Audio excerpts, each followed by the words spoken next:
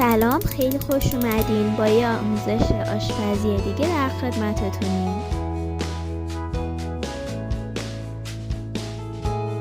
امروز میخوایم لازانیا رو بهتون آموزش بدیم. اول مقداری روغن زیتون داخل تابه میریزیم.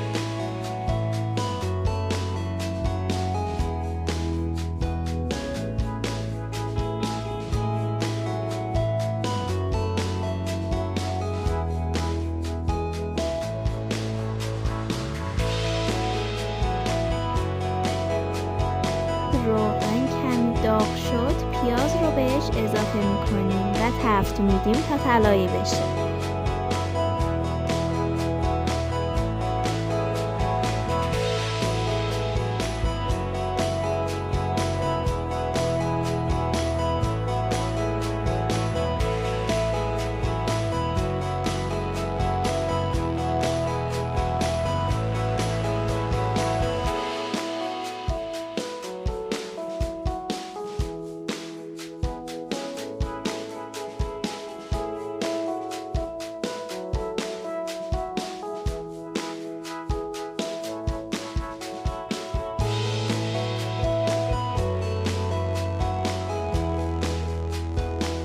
بعد سیر خرد یا رنده شده رو بهش اضافه میکنیم.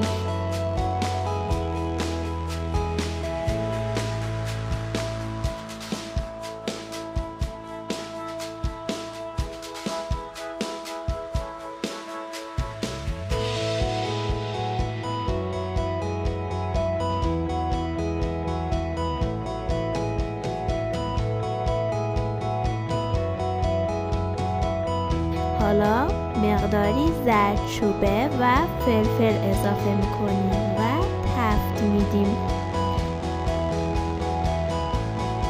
بعد مقداری گوشت چرخ کرده‌مون رو به پیازداغ اضافه میکنیم و تفت میدیم تا رنگش عوض بشه.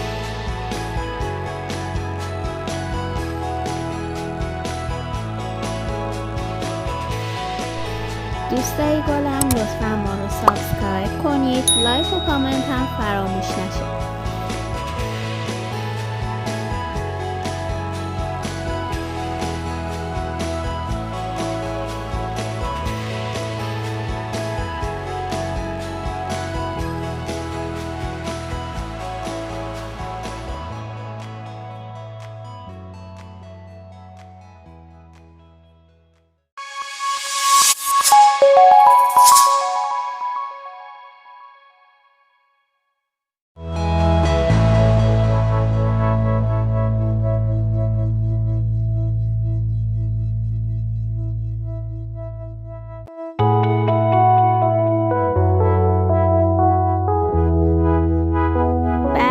ادویه مخصوص لازانیا رو بهش اضافه میکنیم.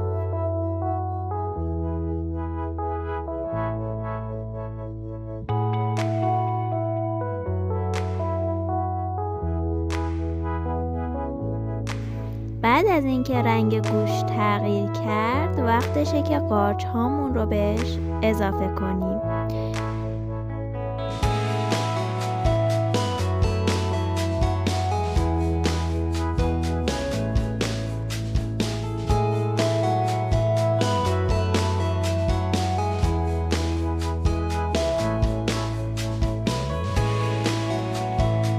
اونقدر تفت میدیم تا سایز قارچ هامون کوچیک‌تر بشن و کامل بپزن.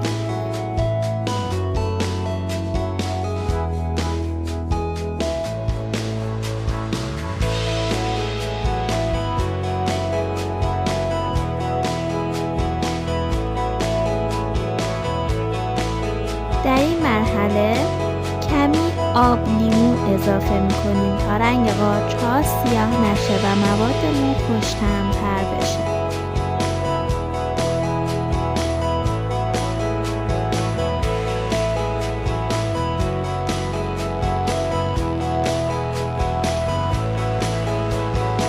دوستای گلم ممنون میشم ما رو سابسکرایب کنید.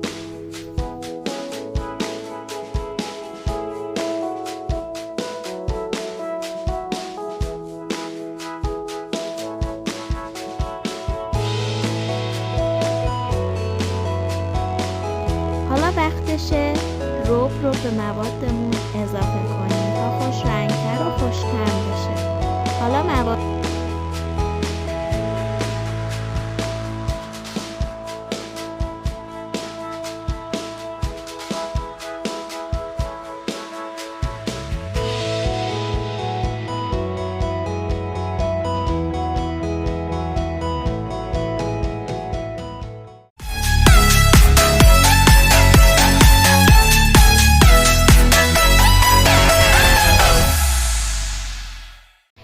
وقتی اینه که بشامل رو درست کنیم، آرد رو کمی تفت میدیم تا خامیش از بین بره.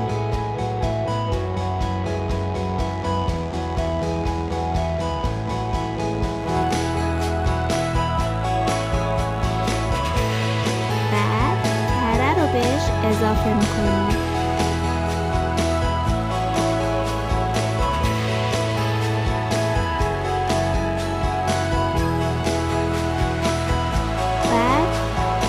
رو بهش اضافه میکنیم. اونقدر هم میزنیم تا آرد در شیر حل بشه.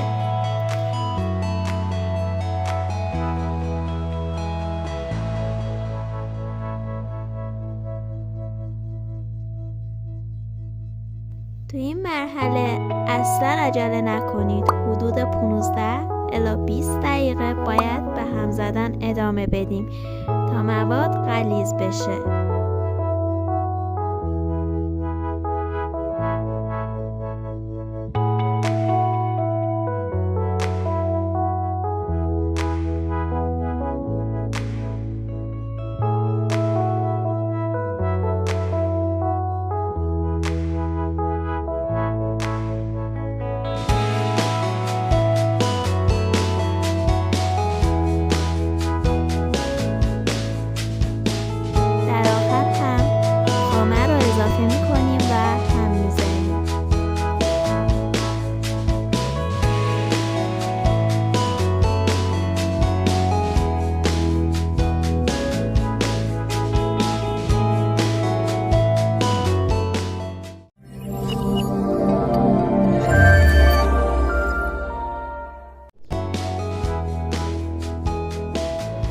خب حالا یه ظرف مناسب لازم داریم. ظرف رو چرب میکنیم. بعد ورقه های لازانیا رو که تو آب چند دقیقه خوابوندیم رو کف ظرف میچینیم. بعد مواد رو روش میریزیم. کمی کمی پیتزا روش میریزیم و دوباره ورقه های لازانیا رو روش میذاریم و همین کار رو لایه به لایه ادامه میدیم.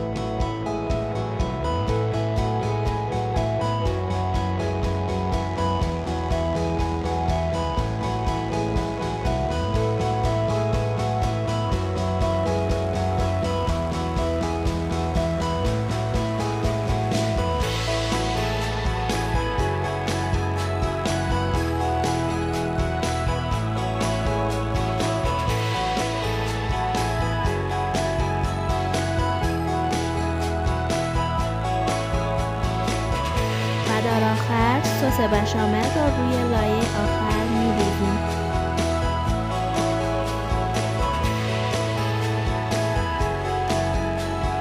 سپس لازانیامون رو با 180 درجه سانتیگراد در فرن قرار میدیم تا آماده بشه و بعد از 45 دقیقه لازانیامون آماده است. نوش جان.